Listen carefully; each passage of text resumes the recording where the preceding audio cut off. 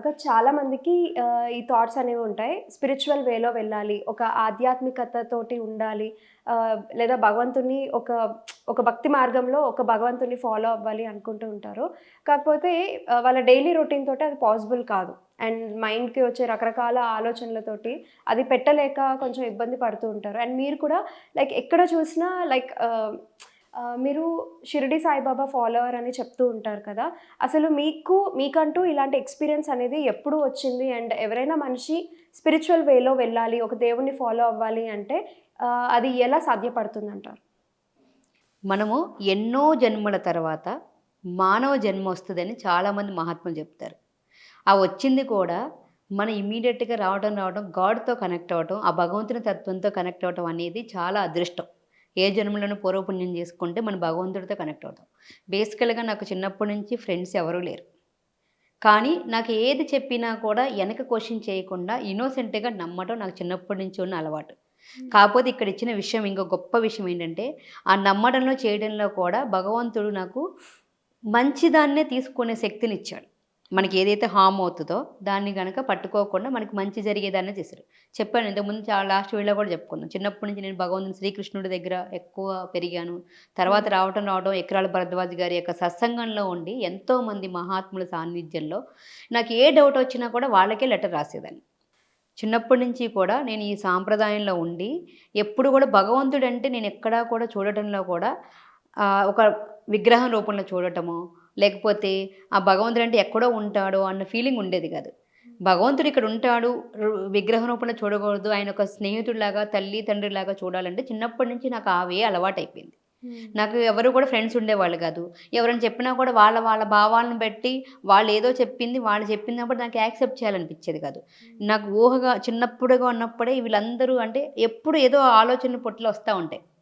ఏంటి ఎలా వచ్చేదంటే మనిషి పుట్టిన తర్వాత ఏంటి ఇది మనిషి ఎక్కడి నుంచి వస్తున్నాడు? ఎలా తిరుగుతున్నాడు అని ఆలోచన చేస్తే నాకు ఎంత 4 ఏళ్ల, 5 ఏళ్ల వయసులో ఎప్పుడో జస్ట్ అది బాగా గుర్తనమాట. నేను మా ఇంట్లో వాళ్ళని కూడా అడిగితే తిట్టారు నన్ను.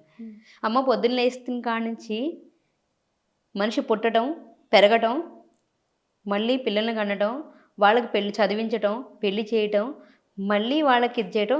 అంటే ఎప్పుడు చూసినా ఈ సైకిల్ ఇంతేనా అమ్మా? ఇంతకు మించి ఇంకేమీ లేదా లైఫ్‌లో? అంటే ఎప్పుడు మనిషి పుడతా ఉండాలి, పెరగాలి, మళ్ళీ పెళ్లి చేసుకోవాలి, మళ్ళీ పిల్లలు కనాలి, మళ్ళీ ఇది చేయాలి, మళ్ళీ ఆళ్ళు ఇది చేయాలి. అంటే ఎల్లకాలం ఈ సృష్టి ఉన్నంత వరకు ఇదే జరుగుతదా అని అడిగేదాన్ని. అడిగితే ఇది కాకుండా ఇంకేదో ఉందమ్మా అంటే వాళ్ళు చెప్పేవాళ్ళు కాదు నాకు. ఎప్పుడు ఏదో ఒకటి చేసినా పిచ్చి క్వెషన్ అడుగుతా ఉంటావు, చేస్తా ఉంటావు అని. మ్యారేజ్ అయిన తర్వాత కూడా మా వారిని అడిగాను నేను. అడిగితే కూడా ఇదేమైనా సినిమాటిక్ లైఫ్ అనుకుంటున్నావా? ఎవరు చూసినా ఇదంటే నా ఉద్దేశ్యం అంటే దీనికి అవతల ఏదో ఉంది. అంటే ఇది కాదు, ఇది కాకుండా ఇంకేదో ఉందని ఎప్పుడు ఏదో ఫైండ్ ఔట్ చేయాలని ఉండదు. అక్కడ కట్ చేస్తే ఎప్పుడు కూడా చిన్నప్పుడు భగవంతుడు అనేవాడు లేరు కదా! ఈ భరద్వాజ్ మాస్టర్ యొక్క సత్సంగంలో నా అదృష్టం కొద్దీ నా ఊహ తెలిసినప్పటి నుంచి కూడా ఆ బాబా సత్సంగంలోకెళ్ళటం. అంటే చాలామంది చూడండి ఏ మతంలో చూసుకున్నా కూడా ప్రతిరోజు భగవంతుడికి కనెక్ట్ అయ్యి ఉన్నవాళ్ళు. అంటే ఆ చర్చికెళ్ళే వాళ్ళు కావచ్చు, మసీదుకెళ్ళే వాళ్ళు కావచ్చు, వెనక పురాణ కాలక్షేపంలో ప్రతిరోజు సాయంత్రం పూట సత్సంగాలు జరిగేవి. అవన్నీ వాళ్ళు అది ఆ సత్సంగాల్లో చెప్పిన మంచి విషయాలను తీసుకొని వాళ్ళ లైఫ్‌ని సాఫీగా లీడ్ చేసేవాళ్ళు. ఇప్పుడు రోజుల్లో ఎక్కడన్నా ఉన్నాయా అవి? మనకు సత్సంగాలనేవే లేవు. ఎక్కడ ఉన్నా కూడా ఎవరైనా ఎళ్తున్నామా? వెళ్తే భర్త ఎళ్తాడు, లేదా భార్య ఎళ్తది, లేదా ఎవరో పిల్లలెళ్తారు. కానీ మొత్తం టోటల్ కుటుంబం ఎక్కడెళ్తున్నాము? కొన్ని వాటిల్లో మాత్రం ఇప్పుడు మనం కొన్ని మతస్థుల్లో గానీ, కొన్ని చోట్ల చూసుకున్నప్పుడు ఫ్యామిలీ ఎళ్తారు. ఎక్కడో మన దగ్గర ఒకళ్ళెళ్తారు. అలా చిన్నప్పటి నుంచి అక్కడ ఎళ్ళటం, భరద్వాజ్ మాస్టర్ తోటి ఉండటము, ఆ రూట్‌లో ఉండటము, ఆయన చెప్పిన యొక్క ప్రతి మాట బాబాగారు ఏం చెప్పేవాళ్ళు? చిన్నప్పటి నుంచి ఆ చరిత్ర పారాయణ ద్వారా అంటే మహాత్ముల యొక్క దర్శనంతోటి, మహాత్ముల యొక్క అడుగుజాడల్లో నడుస్తూ, ఆళ్ళు చెప్పిన చరిత్రల ద్వారా మనం పారాయణ చేస్తూ, అందులో ఉన్న మంచి విషయాలు మనకి మంచి సంస్కారాలు నేర్పిస్తాయి. అందులో ఏదైతే ఉందో దాని ప్రతిదీ మన జీవితంలో అన్వయించుకున్నప్పుడు చాలామంది ఏం చేస్తాం ఎన్నో బుక్స్ చదువుతాం, ఎన్నో చేస్తాం. కానీ మనం ఎప్పుడైనా అన్వయించుకుంటామా మనకి? ఈ లీల మనకే జరిగిందా అనుకుంటామా? అనుకోము. ఆ భగవంతుడు ఎదురుగుండా ఉన్నాడు, మనతోటే ఉన్నాడు. ఈ గాలి ఎలా అయితే మనం పీల్చినప్పుడు మనలో ఉంటదో, ఆ భగవంతుడు మన చుట్టూతూ ఉన్నాడని ఒక ఫీల్ ఎవరిని చెప్పలేము. ఆ భావం చాలామంది చెప్తారు భగవంతుడు ఉన్నాడు చేస్తామని చెప్తాం కానీ, ఎవరు అనుభవించే వాళ్ళకే తెలుస్తది. అది ఎవరికి నిరూపించడం చేయలేము, ఎవరికీ చేయలేము. అది ఆ ఫీలింగ్ మనల్ని చాలా ముందుకు నడిపిస్తది. అలా చిన్నప్పటి నుంచి ఆయనే గైడ్ చేయటం. అంటే నాకేమవుతదంటే మాట్లాడటం వచ్చేది కాదు. ప్రతిదీ కూడా ఆయన దగ్గరికి వెళ్ళినప్పుడు చెప్పాలి అంటే ఏదున్నా కూడా అమ్మకి, నాన్నకి ఎవరికీ ఏం చెప్పేదాన్ని కాదు. ఎళ్లి ఆయన దగ్గర కూర్చొని ప్రతిదీ ఏది తప్పు చేసినా, ఒప్పు చేసినా, ఏది చేసినా ఆయనతోనే మాట్లాడటం అలవాటైపోయింది. ఆ మాట్లాడటంలో ఏమైపోయింది, ఆ మాట్లాడటం రానప్పుడు పేపర్ మీద రాసేదాన్ని ఎక్కువ. గాడ్ తోటి కొన్ని కొన్ని మనం మాట్లాడేటప్పుడు బయటికి అనటం రాదు కదా! ఫ్లో అనేది. రాయటంలో ఎక్కువ నేను హ్యాపీనెస్ చేసేదాన్ని. ఆ భగవంతుడితోనే ఆ మాట్లాడి నేను రాయటము, మాట్లాడటం అయిపోయే లోపల ఆయన ప్రేరణ ఇచ్చేవాడు. ఇలా చెయ్యు అని ఒక ప్రేరణ కలిగించేవాడు. ఆ ప్రేరణ చేసినప్పుడు ఆటోమేటిక్‌గా నాకు ఆయన గైడెన్స్‌లో నేను ముందుకెళ్ళిపోయేదాన్ని. ఓకే. ఆయన ఏమంటారంటే భగవంతుడు ఎప్పుడైనా మనకు భగవంతుడికి కనెక్ట్ అవ్వాలి, చెయ్యాలి అంటే ఫస్ట్ మనకి శ్రద్ధ, సబూరి ఉండాలి, చిత్తశుద్ధి ఉండాలి. అంటే ఆయన ఒక్కటే మాట చెప్తారు. మనం ఏదైతే చెప్తామో దాన్ని ఆచరించాలి. దాన్ని మనం ఆచరించి పక్కవాడికి చెప్పాలి. ఇప్పుడు నేను ఇప్పటి వరకు ఏది చేస్తున్నా ఈ ఫీల్డ్‌లో ఇప్పుడు ఇన్ని చెప్తున్నా, ఏదైనా ఎన్ని అఫర్మేషన్ చెప్తున్నా, ఎన్ని టెక్నిక్ చేస్తున్నా కూడా నా చిన్నప్పటి నుంచి నేను ఇవన్నీ ఇంప్లిమెంట్ చేసి నాకు ఊహ తెలిసినప్పటి నుంచి ప్రతి దాంట్లో నేను దాన్ని చేశాను కాబట్టి నేను ఈ రోజున ఇలా చెప్పగలుగుతున్నాను. అందులో ఎన్నో నేను మిరాకిల్స్ పొందాను. ఇది ఈ లా ఆఫ్ అట్రాక్షన్‌కి కూడా నేను ఈజీగా అలా కనెక్ట్ అవ్వటానికి కారణం ఏంటి అంటే ఇవన్నీ నేను నాకు నాలో ఉన్న ప్రేరణ ద్వారా నేను ఎన్నో చేసేసాను. అంటే ఈ టెక్నిక్స్ కావచ్చు. నాకేం కావాలి? ఇక్కడ లా ఆఫ్ అట్రాక్షన్‌లో ఏం చెప్పుకుంటున్నాం మనం? నాకేం కావాలో దాన్ని పొందినట్టుగా చేయమంటున్నాము. మనకి జీవితంలో ఉన్న 96% అక్కర్లేని థాట్స్ కాకుండా నాకేం కావాలో అడగటం అలవాటైపోయింది చిన్నప్పటి నుంచి. అంటే ఎన్నో సమస్యలున్నాయి నాకు కూడా దానికి ఏం కావాలి? నేనేం చెయ్యాలని అడగటం, దాన్ని ఇంప్లిమెంట్ చేయటం. అంటే మనం భగవంతుడికి కనెక్ట్ అవ్వాలి చేయాలంటే ఎక్కువ సద్గంధ పారాయణ. అంటే నా మనసు బాగున్నప్పుడు నేనెళ్ళి భగవంతుడికి దండం పెడతాను. నా మనసు బాగున్నప్పుడే చేస్తాను. నేను మంచిగున్నప్పుడు ఎళ్తాను. చాలామంది అంటే బుద్ధి బాగున్నప్పుడు ఎప్పుడో బుద్ధి పుట్టినప్పుడు ఎళ్లి ఆయన దగ్గర కూర్చుంటాం. ఎప్పుడైనా సరే మీరు లెగటంతోటే మంచిగున్నా, లేకపోయినా, బాధున్నా, ఎలా ఉన్నా ఎళ్లి ఆయన దగ్గర కూర్చొని ప్రతిరోజు పటము అంటే ఇక్కడున్నది బొమ్మ అనే ఉద్దేశంతో కాకుండా భగవంతుడు ఈ రూపంలో ఉన్నాడు అని ప్రతిదీ ఒక ఫ్రెండ్ తోటి మాట్లాడినట్టుగా, ఒక తల్లితోటి మాట్లాడినట్టుగా మనం భగవంతుడితోటి మాట్లాడటం అలవాటు చేసుకుంటే, ఆ భగవంతుడు మనకి ఎప్పుడూ కూడా వెన్నంటి నడిపిస్తా ఉంటాడు. ఆ ప్రెజెన్స్ ఎవరికి వాళ్ళు అనుభూతి చెందుతారు.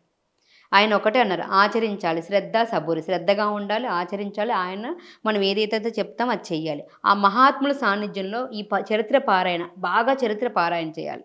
అంటే ఏదైనా చేయండి మీరు.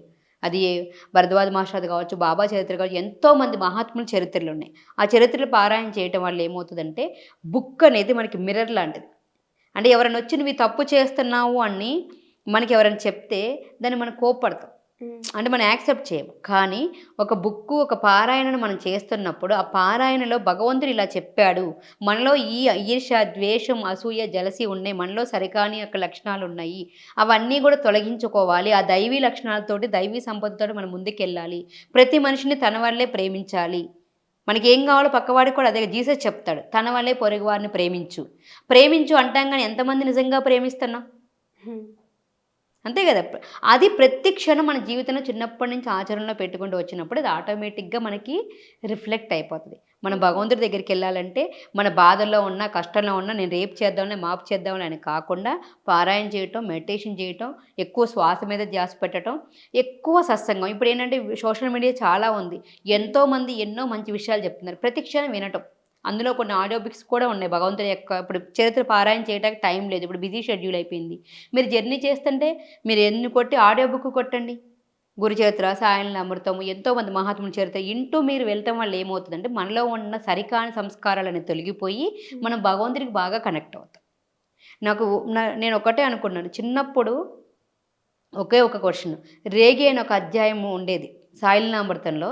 రేగి అడుగుతాడు, బాబా నువ్వెప్పుడు కూడా నాతో ఉండు, నన్ను ముందుండి నడించు. నీకేం కావాలని కోరతాడు ఆయన. నాకేమొద్దు, నువ్వు నాతోటి ఉండి నన్ను నడిపించు అని అడుగుతాడు. అప్పుడు నాకు ఫస్ట్ టైం పారాయణ చేయడంలో నేను కూడా ఆయన్ని అదే అడిగా. ఏమనకి నువ్వెప్పుడు నాతోనే ఉండు, నన్ను వెన్నంటి నన్ను నడిపిస్తూ ఉండు, నాకేం కావాలన్నా నువ్వే మార్గదర్శనం చెయ్యి అని చెప్పాను.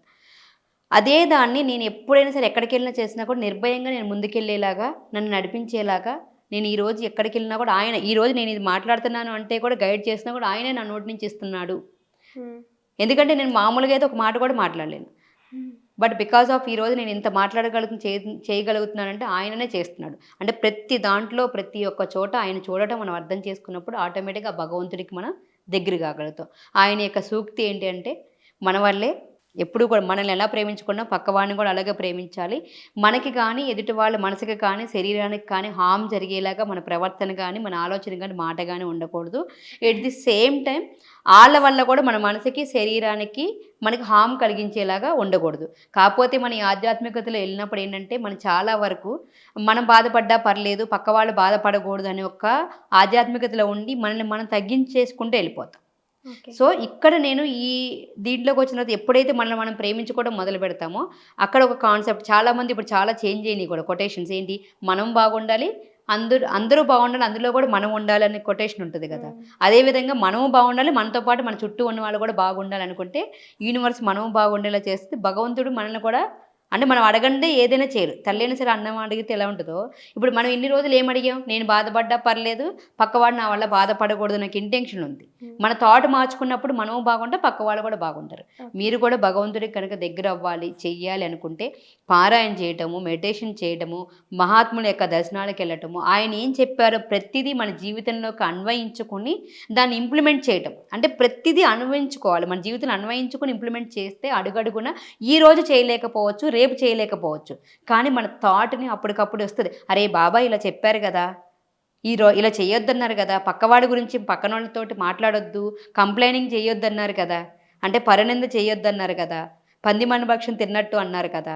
బాబా చెప్పిన మాట నేను ఆచరించాలి గదా! అంటే మనం పక్కనున్న మనిషికి బాగా దగ్గర అంటే ఈ హ్యూమన్ లైఫ్‌లో మనం అనుకుంటాం. మన పక్కనున్న వాళ్ళో, చుట్టాలో, బంధువులో ఎవరో ఒకళ్ళు మనల్ని ఆమోదిస్తే మనం కరెక్ట్ అనుకుంటాం.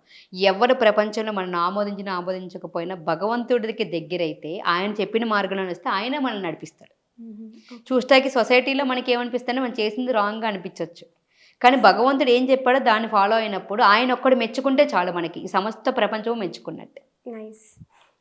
మనము స్పిరిచువల్ వేలో వెళ్ళాలి అన్నా, లేదా భగవంతుడికి దగ్గరవ్వాలి అన్నా, మన థాట్ ప్రాసెస్ ఏ విధంగా ఉండాలి, ఒక మనిషి ఎట్లాంటి ఆలోచనలతోటి ఉండాలి అనేది కూడా చాలా చక్కగా వివరించారక్క. చాలా థాంక్స్. Thank you.